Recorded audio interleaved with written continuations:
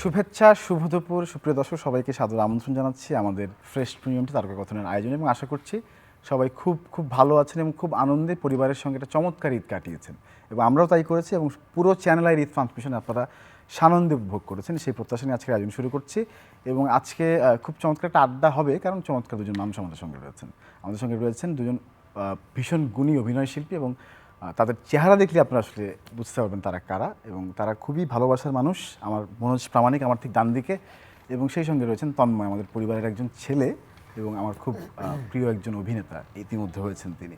কেমন আছেন? জি ভালো আছি। মনোজ আজকে খুব একটা স্পোর্টি মুডে আছে, দুজনই আর কি বেসিক্যালি। ও তো সবসময় স্পোর্টি। হ্যাঁ, জিম টিম করা হয়। আমি তো এই ঈদের পরেও যে এরকম একটা পাঞ্জাবি বা কিছু পরে আসছে, সুদিন কাপড় চোপড় পরে সবসময় আমার কাপড় চোপড় খুব ভালো, চশমাটাও। Thank you. এবং মানে ঈদ কেমন কাটলো ফার্স্ট অফ অল জিজ্ঞেস করি, কারণ ঈদের আগে তো অনেক চাপ থাকে দুজনেরই আমি মনে হয়। এবং ঈদের আগে হ্যাঁ শুটিংয়ের চাপ থাকে, তারপরে অনেক কিছু প্রিপারেশনের চাপও থাকে। ঈদের সেলিব্রেশনটা আসলে কিভাবে করা হয়, মানে বাসায় বসে নিশ্চয়ই একটু? ইউজুয়ালি যেটা হয় যে আমি তো গ্রামের বাড়িতে চলে যাই, সেটা যেই ঈদই হোক, কুরবানির ঈদ বা রমজানের ঈদ হোক, গ্রামের বাড়িতে যাই এবং ওখানে বাবা মা থাকেন, আত্মীয় স্বজন সবার সাথে সময় কাটানো হয় এবং ভাই বোন যারা বাইরে আছে তারাও চলে আসে, মানে গ্রামের বাইরে। কিন্তু এবার যেটা হয়েছে সেটা হচ্ছে বাবা মাই চলে এসেছিল ঢাকাতে এবং এই সময়টা ছোট ভাইও ঢাকায় থাকে, যেটা খুবই ভালো কেটেছে এবং বাসায় যাওয়া কষ্ট করে বাবা মা চলে আসছে, যাওয়ার কষ্টটা আর করতে হয়, এটা বোনাস হয়েছে। হ্যাঁ এটা বোনাস হয়েছে। আড্ডাবাজি তো করা হয়নি, দুদিন যে আড্ডাবাজি 100%। তন্ময় আসলে কেমন ঈদের সময় আড্ডাটা মনে একটু বেশি? অনেক বেশি, কিন্তু এবার দুর্ভাগ্যবশত হচ্ছে ঈদে বাড়িতে যেতে পারিনি। কারণ হচ্ছে ঈদের ঠিক পরপরই হচ্ছে টিভি সিরিজ ছিল কয়েকটা, সেগুলো শেষ করে ফেলেছি, সেজন্য আর যাওয়া হয়নি।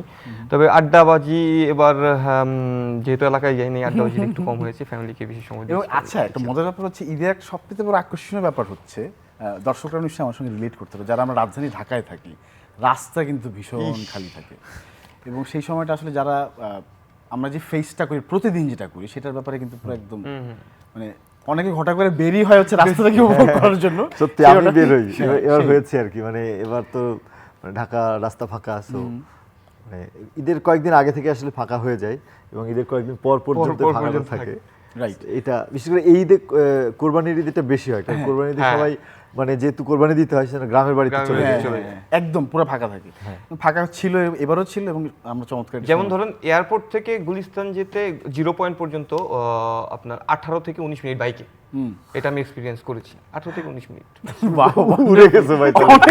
এটা ওকে কামান, এটা তাহলে শুধুমাত্র রাস্তা ফাঁকার দক্ষতা না, এটা তোমার আসলে যখন হচ্ছে রাস্তাটা ফাঁকা থাকবে একটু স্পিডে। ভাই চিন্তা করে দেখেন, রাস্তা কিন্তু আসলে এরকমই 18-19 মিনিট বেশি লাগার মানে উত্তরা থেকে গুলিস্তান বললো না, এয়ারপোর্ট থেকে গুলিস্তান আসলে 30 মিনিটসের বেশি রাস্তা নয়। মনে উড়ে গেছে আমার ধারণা, মানে না ও বাইকে গেছে, বাইক চলে গেছে, সেটা সম্ভব, বা 20 মিনিটসেও সম্ভব সেটা, কিন্তু আমি হচ্ছে যদি আমরা অনেক স্পিডে চালাই তাহলে, কিন্তু আসলে 30 মিনিটসের বেশি রাস্তা না, এটা আমাদের 2 ঘন্টা 3 ঘন্টা আরো বেশি। আসলে এই সময়টা আসলে আমরা উপভোগ করি বেশি, এই জিনিসটা আসলে উপভোগ করি ঈদের সময় বিশেষ করে। এবং আমি একটু ঈদের উপভোগের কথা যেতে বলছি, দর্শকরা নিশ্চয়ই কাজগুলো উপভোগ করেছে, আপনাদের চমৎকার চমৎকার কাজ ছিল এবং আমি যদি ভুল না করে দিই মনোজ প্রামাণিক 7টি বা 8টি চমৎকার নাটক ঈদে গিয়েছে এরকম ভাবে, আসলে গুণী নাই। আচ্ছা আমি বলছি আর কি, আমি একটা গেস করলাম এবং দুটো কাজ খুব স্পেশাল আমি দেখেছি। পারুল, একটা চ্যানেলে দেখানো হয়েছে, ওটার নাম হচ্ছে পারুল। ঈদের 5ম দিন গিয়েছে। হ্যাঁ, ওটাতে আমি আছি, সাফা আছে এবং আমাদের দুইজনই হচ্ছি বাস কন্ডাক্টর, হ্যাঁ বা হেল্পার, যেটাকে বলে, কন্ডাক্টর বলা ঠিক হচ্ছে না, হেল্পার, দরজার ওঠে গুলিস্তান করে যারা ইয়ে করে এরকম। তো এই দুজনের এই পেশা নিয়ে একটা ক্রাইসিস তৈরি হয়, এরকম একটা গল্প নিয়ে। আচ্ছা, এইরকম বাস কন্ডাক্টর পেলে তো সবাই আসলে বাসে যাতায়াত করবে, সত্যি কথা, তাই না তন্ময়? আমি আর তন্ময় যাবো নিশ্চয়ই। না, অ্যাপ্রিশিয়েট। হ্যাঁ, কার আমি কন্ডাক্টর থাকলে যাবেন নাকি সাফা? না, দুজনের কথাই বলেছি, দুজনের কথাই বলছি। বললাম না, দুজনের কথাই বলছি। আচ্ছা, এবং এটা নিয়ে কিন্তু ক্যাচার লাগে আর কি, তাই না? এবং এই ঈদের কাজগুলো নিয়ে কি রেসপন্স কি দেখা হয়, ফিডব্যাক কেমন আসছে কখনো? মানে ফিডব্যাক তো ইনস্ট্যান্ট, কারণ এখন তো প্রত্যেকটা নাটকই আসলে অন এয়ার হওয়ার সাথে সাথে আসলে ইউটিউবে চলে যায়, সো ইনস্ট্যান্ট ইয়ে পাওয়া যায় এবং খুবই ভালো রেসপন্স। এবং মানে এটা হয়েছে কি যে মানে রেসপন্স বলতে যে সব নাটকে যে সমান হারে লাইক শেয়ার হবে না, তা তো হবে। এরকম না, এক একটা নাটকের আসলে ভঙ্গি এক এক রকমের আছে, তো এক এক নাটকের অডিয়েন্সও এক এক রকম আছে, এবং দেখা যাচ্ছে যে কোনো নাটকের 10 জন অডিয়েন্স হলে কোনো নাটকের 8 জন হয়তো অডিয়েন্স আছে, কিন্তু সেই 8 জনে আবার ডিফারেন্ট। সো আমার নাটকের অডিয়েন্স এরকম আর কি, এবং তারা আমাকে খুবই মানে কি বলবো যে পছন্দ করে, এবং তাদের উৎসাহ আমাকে আসলে সাহস সেটা তো দেয়। নিঃসন্দেহে শুরুতেই আমি বললাম। এবং একটু মানে কুইক নস্টালজিয়া দিই আর কি, যেহেতু কয়েকদিন আগেই ঘটনা ঘটেছে, পারুল আমরা দেখেছি সবাই মিলে। আমরা একটু প্রোমোটা দেখে আবার গল্পে ফিরছি প্রিয় দর্শক, চলুন। বাট্টা বাট্টা বাট্টা বাট্টা বাট্টা আর কেউ আছে বাট্টা বাট্টা বাট্টা বাট্টা বাট্টা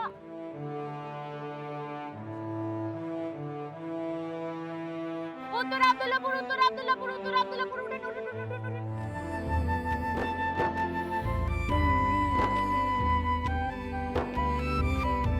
ভাই মিয়া মানুষ দিয়ে আপনি গাড়ি চালাবেন, মিয়া মানুষ কি গাড়ি চালাবো, হেলপারি করবো? দেখলেন দুলাল ভাই দেখলেন আম্মারে যদি যায় কই যায় আম্মা আমার আমি কি করুম কেমনে সামলামু আপনি আমার আম্মারে সব বলে দিছেন ভাড়া জানো না, ভাড়া কাট।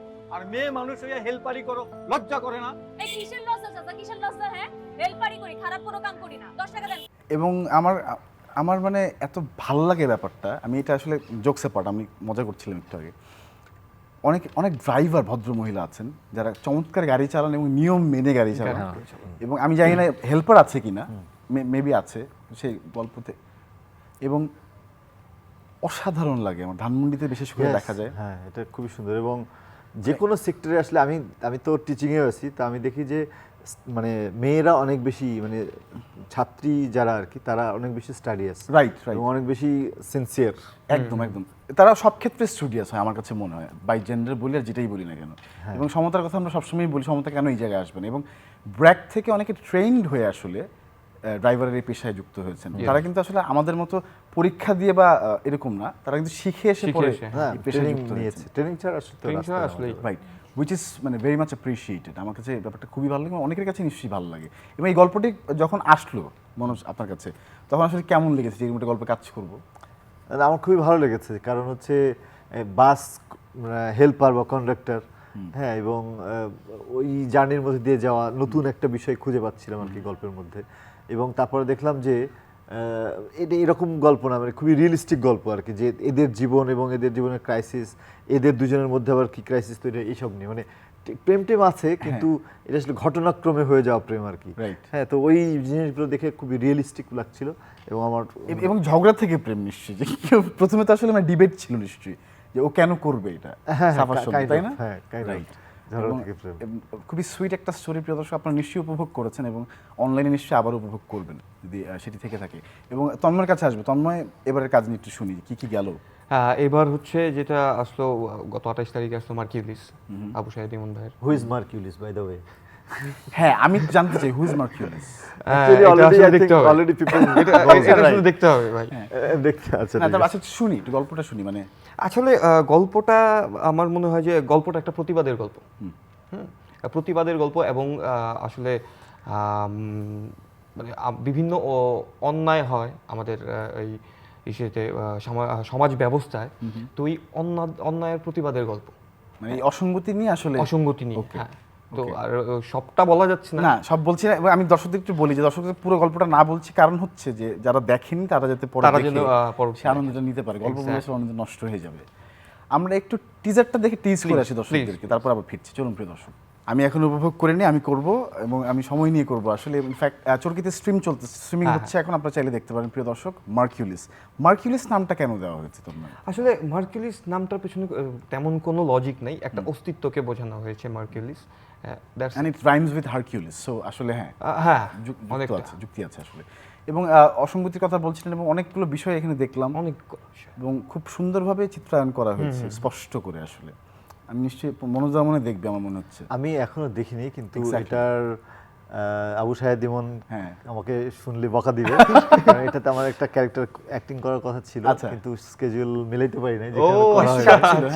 So in that way I know the story actually, যে মার্কিউলিস যেটা জিজ্ঞেস করছেন মার্কিউলিসকে। সো আমি যতদূর মনে আছে যে গুমর ফাঁস করবো না, না, যা হ্যাঁ, ঠিক দেখে আছে, অল্প করে। মার্কিউলিস নামে কেউ একজন একটার পর একটা খুন বা রেপ এরকম কিছু না, করে, রেপিস্টদেরকে খুন করে। রেপিস্টদেরকে খুন করে। Wow. বাট এইটা কে খুঁজে পাওয়া যায় না, এবং হচ্ছে এটা এমনভাবে গল্পটা ডিজাইনড যে যতগুলো ক্যারেক্টার আছে সব ক্যারেক্টারকে মনে হয় যে উনি বোধহয় মার্কিউরিয়াস। That's it. বাকিটা আমরা দেখে নিব। আই থিংক আমি ভালো কিছু But বলছি হ্যাঁ, এটাতে এই আরো twist টা না, এই দর্শক- twist টা ভালো ছিল। এটা যথেষ্ট আমাদের জন্য। হ্যাঁ হ্যাঁ হ্যাঁ, ওকে, আমরা দেখব। আচ্ছা, এবার একটু এই ভালো ভালো কাজগুলোর কথা বলছি, এবং এই মুহূর্তে যদি ওয়েব সিরিজ বা ওয়েব প্ল্যাটফর্ম যেটা ওটিটি যেটা আজকে, সেখানে একটু যদি আসি, যেমন আইস্ক্রিনে অনেক ভালো ভালো কাজ অলরেডি আপনারা উপভোগ করছেন, আমি জানি প্রিয় দর্শক আপনারাও করেছেন ঈদের মধ্যে। ওয়েব সিরিজ বা হচ্ছে ওয়েব প্ল্যাটফর্মে বা ওটিটিতে কাজ করার অভিজ্ঞতা আপনাদের দুজনেরই হয়েছে ইতিমধ্যে। কাজের পার্থক্যটাই আজকে যদি জিজ্ঞেস করি, যেটা আপনাদেরকে আগে জিজ্ঞেস করা হয়নি, তন্ময়কে দিয়ে আমি জিজ্ঞেস করতে চাই। তন্ময়ের কাছে আসলে তন্ময় যখন শুরু করেছেন আমি জানি সেই সময়টা টেলিভিশনে কাজ চলছিল ভালো, মানে দুর্দান্ত কাজ চলছিল। তখন টার্গেট টেলিভিশন ছিল বা সিনেমা ছিল। এখন যেহেতু এখানে ওটিটি অ্যাড হয়েছে, সো চ্যালেঞ্জটা বেড়েছে নিঃসন্দেহে। অবশ্যই। কাজের জায়গাটা আসলে পার্থক্যটা যদি বলতে বলিস, একদম কাজের জায়গাটা পার্থক্য আমার কাছে যেটা মনে হয়, আমার কাছে মনে হয় যে মানে আমি প্রিপারেশনের একটু বেশি সময় পাই।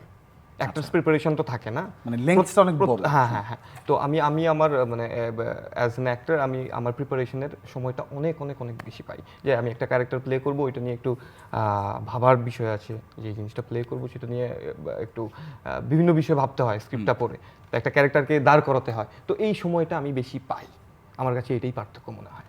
আর সব জায়গাতেই তো নিজের বেস্টটা দিতেই হবে না, সেটা নাটক হোক, সেটা ওটিটি হোক, সিনেমা হোক, যেখানেই হোক বেস্টটা তো দিতে হয়। তো আমি আমার ক্ষেত্রে আমার মনে হয় যে আমি কাজের প্রিপারেশনটা, অ্যাক্টর্স প্রিপারেশনটা অনেক হ্যাঁ, এই জায়গাটায় তন্ময়কে আমি ব্যক্তিগতভাবে চিনি তো মনোজ, আমি নিশ্চয়ই ডিলিট করতে পারবেন, আপনিও ওকে চেনেন। সেটা হচ্ছে যে সময় নিয়ে কাজ করতে পছন্দ করে, মানে হ্যাঁ, একদম, সব কিছুতে, একদম। এবং তাড়াহুড়াটা না করা, এবং হচ্ছে যে কাজ পেলেই যে করতে হবে হ্যাঁ। সেই ক্ষুধাটা না থাকাটা মনে হয় ভালো ও মনে করে। এটা মনে করার যথেষ্ট কারণও আছে। আমি মনোজের কাছে আসবো যে ওটিটিতে কাজ করে লেংথের কথাও বললো, আর কি আছে যেটা আসলে আপনার কাছে মনে হয় যে কাজটাকে সুন্দর করার জন্য আসলে অনেক বেশি কাজ করে সেখানে? এখন পর্যন্ত ওটিটিতে বিশেষ করে বেশিরভাগ ওটিটিতে এইভাবে কাজ হচ্ছে যেখানে একটা প্রমিস আছে। প্রমিসটা হচ্ছে তারা ভালো কিছু কন্টেন্ট বানাতে চায়, ভালো কিছু করতে চায়, এন্টারটেনমেন্ট দিতে চায় ইন আ গুড ওয়ে। এটা আছে, ভালো বাজেট আছে, রেদার দেন ড্রামা। খুব ভালো যে বাজেট আছে তা না, কিন্তু অনেকখানি ভালো, যেটা দিয়ে অন্তত একটা কোয়ালিটি স্ট্যান্ডার্ড প্রোডাকশন করা যাচ্ছে। তারপরে ডিফারেন্ট গল্প বলার একটা ধাঁচ, যেটা আসলে অন্য মাত্রাগুলো ধরেন কমার্শিয়াল সিনেমা কিংবা ধরেন টেলিভিশনে যেটা চর্চা করাটা স্বাধীনতার কথা যদি বলি, স্বাধীনতার হ্যাঁ, জায়গাটা। ভিন্ন ধরনের গল্প বলা যায়। যেমন একটু আগে মার্কিউলিসের যে আমরা প্রোমো দেখলাম, সেখানে দেখে যে নানান রকমের ক্যারেক্টার আছে। Right. এখানে ধরুন সাবিলা আছে, সাবিলা এখানে ওটিটির জন্য যেভাবে যে ক্যারেক্টারটা করছে, সে টিভির জন্য আসলে সে আরো ওইভাবে করতে পারে না। এবং টিভিরও ডিমান্ড আছে একটা, আবার মানে ওই এই অনেক কিছুই আছে আর কি। টিভির একটা আসলে মানে একটা কি বলবো, এটা একটা লিমিট আছে, একটা boundary limit আছে। টিভির অডিয়েন্সের ক্যাটাগরি একটু ডিফারেন্ট। Different. হ্যাঁ, এখনো কিন্তু ওটিটি প্ল্যাটফর্মের অডিয়েন্স একদম হিউজ অডিয়েন্স নয়, সিলেক্টিভ অডিয়েন্স, যে সবাই এখন অ্যাক্সেস করছে না। কিন্তু যারা অ্যাক্সেস করছে তাদের মধ্যেও যতখানি বিজনেস এটা হচ্ছে, এটা যদি সবাই অ্যাক্সেস করে তখন আসলে বিগ একটা বিজনেস একটা হবে। business. রাইট। হ্যাঁ, সো এখন পর্যন্ত আমাদের দেশের অডিয়েন্স, বিশেষ করে যারা ইউটিউবের অডিয়েন্স, যারা নাটক দেখে রেগুলার, তারা আসলে ইন্টারনেটের টাকা খরচ করে তারপরে আবার একটা প্ল্যাটফর্মের জন্য টাকা খরচ করার জন্য মেন্টালিটি এখন গ্রো করে। কিন্তু আস্তে আস্তে হয়ে যাবে, এটা অনেকখানি বাড়ছে এবং হবে এটা। কিন্তু প্রিয় দর্শক, আপনারা আইস্ক্রিনে সাবস্ক্রাইব করতে চাইলে মাত্র 25 টাকা লাগবে, আপনারা চাইলে সাবস্ক্রাইব করতে পারেন। এবং যেটির জন্য যেটি করতে হবে, আপনাদেরকে গুগল অ্যাপ স্টোর অথবা অ্যাপ স্টোরে গিয়ে ডাউনলোড করতে হবে এই সফটওয়্যারটি, অর্থাৎ আইস্ক্রিন অ্যাপ্লিকেশনটি। নামানোর পরে আপনারা উপভোগ করতে পারেন সবগুলো এক্সক্লুসিভ কন্টেন্ট। তাছাড়া আপনি যদি বিস্তারিত জানতে চান, সেই ক্ষেত্রে ভিজিট করতে হবে icecream.com.bd। আচ্ছা, এবার আমি জিজ্ঞেস করতে চাই যে যদি কোনো ওটিটিতে কাজ করার ক্ষেত্রে যখন আপনারা স্ক্রিপ্ট পান, সেই ক্ষেত্রে স্ক্রিপ্টটার পরে কাজ করার সময় সীমাটা কতটুকু থাকে আসলে? একটা যদি লেটস সে একটা সিরিজের কথা যদি বলি, সেক্ষেত্রে মানে যেমন আমি লাস্ট যেটা করলাম, মানে মার্কিউলিসের পরে যেটা করলাম, সেটা হচ্ছে ভাইরাস নামে একটা ওয়েব সিরিজ, সেটা হচ্ছে অনম বিশ্বাসে। আচ্ছা, তো সেটা আমি 15 to 16 days, which is more than enough More than enough. to get into the character, তাই না? এক্স্যাক্টলি। এটা আসলে চমৎকার। এবং ইভেন হচ্ছে মার্কিউলিস যদি বলে, মার্কিউলিসে আমি মোর দেন 1 month।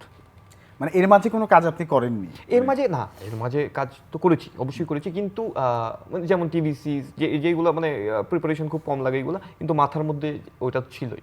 ওইটা একটা সার্টেন টাইমে ওই স্ক্রিপ্টটা নিয়ে বসতাম, ওইটা নিয়ে চিন্তা করতাম, ক্যারেক্টারটা ডিজাইন করতাম, তো এটার সময় তো আছে। রাইট। মানে আসলে এনাফ টাইম তো আসলে মানে নিজেকে ওই চরিত্রের মানে মধ্যে- there's no limitation of enough time. Enough time, exactly. Enough time 15 দিনও হতে পারে, এক মুহূর্তে কেউ ক্যারেক্টার Character ঢুকে যেতে ঢুকতে পারে, পারে, exactly. কারো 1 বছরও লাগতে লাগতে পারে, পারে। কারণ বডি ট্রান্সফরমেশন অনেক সময় 1 বছর লেগে যেতে পারে কারো। সো ডিপেন্ড করতেছে, কিন্তু ও যেটা বলতে চাচ্ছে আমরা যে অ্যাটলিস্ট আমরা যেরকম টেলিভিশনের কাজের, যেমন যে আজকে এটা শুটিং করলাম, ধাপ করে ধাপ কালকে করে, একটা shooting, হ্যাঁ। আবার বললো যে ঠিক আছে অমুক তারিখ 30 দিন কাজ করার যে 30 দিন, ব্যাপারটা, সেটাই, যেটা হয় আর কি। তো এখানে যেটা হচ্ছে যে আমরা আগে থেকে মেন্টালি অ্যাটলিস্ট এটা প্রিপারেশন নিতে পারছি, গল্পটা পড়ছি, স্ক্রিপ্ট পড়ছি, রেডি হচ্ছি, নিজের মানসিক প্রস্তুতিটাই সবচেয়ে বড়। হ্যাঁ, আর যদি আরো প্রস্তুতির প্রয়োজন থাকে, যে আমাকে ধরেন ঘোড়া চালানো শিখতে হবে বা আমার বডি একদম শুকায় ফেলতে হবে, তাহলে এটার জন্য তো টাইম লাগবে। So ওই কিছু কিছু করে টাইম যে আসতেছে, এটা অনেকখানি স্যাটিসফাইং একটা। এই মনোজ এই ট্রান্সফরমেশনের গল্পগুলো তো আগে ছিল না, এখন হচ্ছে, তাই না? সিনেমা তো আগে ছিল না এটা, মানে এখন ওটিটির কারণে আসলে সেই সুযোগটা তৈরি হচ্ছে। এবং- হ্যাঁ, ভিন্ন গল্প বলা, ক্যারেক্টার অ্যাক্টিং আসছে সেজন্য। exactly. হ্যাঁ, যে কারণে আসলে মানে যারা ক্যারেক্টার অ্যাক্টিং করতে পছন্দ করে বা ক্যারেক্টার অ্যাক্টিংটা করতে চায়, তাদের মানে কাজের সুযোগও তৈরি হচ্ছে, এটা একটা সুন্দর বিষয়। রাইট। এবং হচ্ছে টিচার মনোজ যিনি, তিনি তার জীবনটা আসলে কেমন, মানে এর পাশাপাশি? খুব কঠিন, কারণ হচ্ছে আমার ক্যাম্পাস ত্রিশালে, ময়মনসিংহ ত্রিশালে, My God. এবং প্রতি সপ্তাহে আমি সেখানে যাই, ওয়ার্কিং ডেতে সেখানে থাকি, আবার চলে আসি ঢাকায়, এসে শুটিং করি, আবার চলে যাই। সো এখানে আমি এনজয় করি, সো আমার এটা খারাপ লাগে না, এটা খুবই হার্ড ওয়ার্কিং, তাই রিয়েলি এনজয়। এবং হচ্ছে যে যেহেতু মানে ফ্যান ফলোইং তো একটা ব্যাপার আছেই, সাধারণ মানে জেনারেলাইজ করে যদি বলি, অনেক আছে।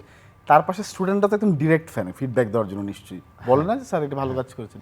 তো সেটা আসলে কিভাবে, মানে কেমন লাগে যখন? আমি স্টুডেন্টদেরকে খুবই ভয় পাই, কারণ ওরা বিশেষ করে ফিল্মের স্টুডেন্ট, কারণ ফিল্মের স্টুডেন্ট মানে ওরা সব ফিল্ম দেখে, সব ফিল্মে পড়ে টড়ে ওরা মানে মোর আপডেটেড দেন মি।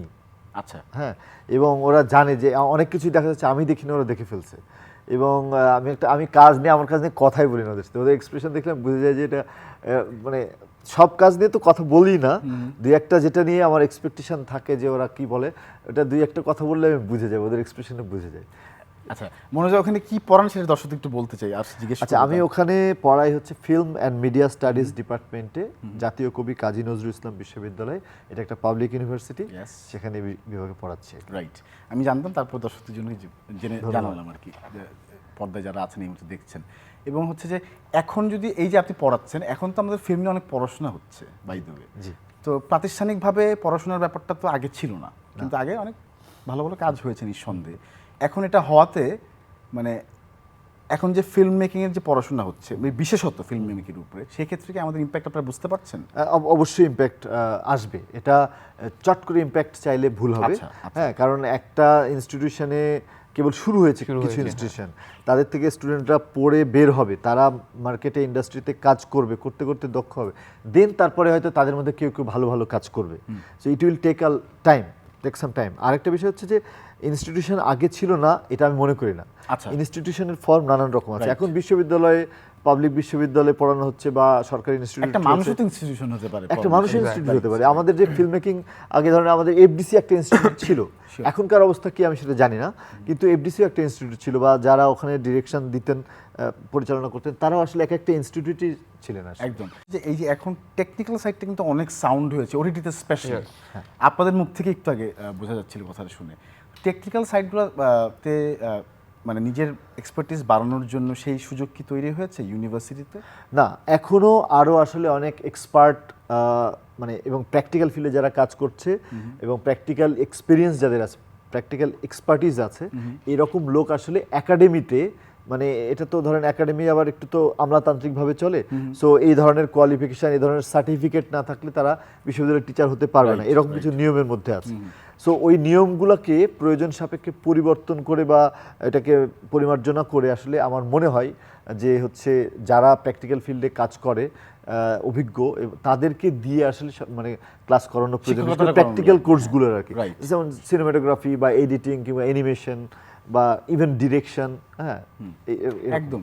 আমার কাছে খুব মেসমারাইজিং লাগে যে এই যে ভিডিও এডিটিং এখন যে ফ্রিল্যান্সিংয়ের জন্য কতটা জরুরি, গ্রাফিক্সের জন্য কতটা জরুরি, যেটা আসলে একসময় মানুষ খুব মানে কি বলবো, খুব দায়ে পড়েই আসলে শিখতো। মানে ইনফ্যাক্ট আমার কাছে খুব বোরিং লাগতো যে আমি এডিটিং কেন শিখবো। হ্যাঁ, কিন্তু এখন দেখছি যে ফ্রিল্যান্সিং এর জন্য video editing is a must, এবং they are earning a lot of money for 1 month. এবং নেক্সট জেনারেশনের জন্য এটা আসলে আর কোনো কঠিন শেখার বিষয় থাকবে না। ইটস লাইক মোবাইল যেমন আমার মোবাইল ব্যবহার যেমন শিখতে হয়নি, হ্যাঁ মোবাইল হাতে পেয়েছি শিখে গেছি, এরকম ওরা আসলে editing cinematography they will just know. হ্যাঁ, বাট সিনেমাটোগ্রাফি স্টিল অনেক কঠিন একটা ব্যাপার, মানে আমার কাছে মনে হয় অনেক, মনোজা নিশ্চয়ই একমত হবেন। ইয়া অফ কোর্স, কারণ মানে ক্যামেরা এটা আসলে ডিপেন্ড করতেছে যে কতখানি রেঞ্জের, কত Span-এ বড় কাজ ক্যানভাসে, করবে, কতখানি স্প্যানে কাজ হচ্ছে তার উপরে আসলে। এখন যদি আমি মনে করি যে স্পিলবার্গের সিনেমা, তখন ওটা আমি কালকে দেখছিলাম আর কি, ওই যে অ্যাভাটারের বিহাইন্ড দ্য সিন দেখছি, আমি দেখছি মনে হচ্ছে প্রত্যেকটা মানুষ পুরো স্টুডিও মনে হচ্ছে একটা মেশিন,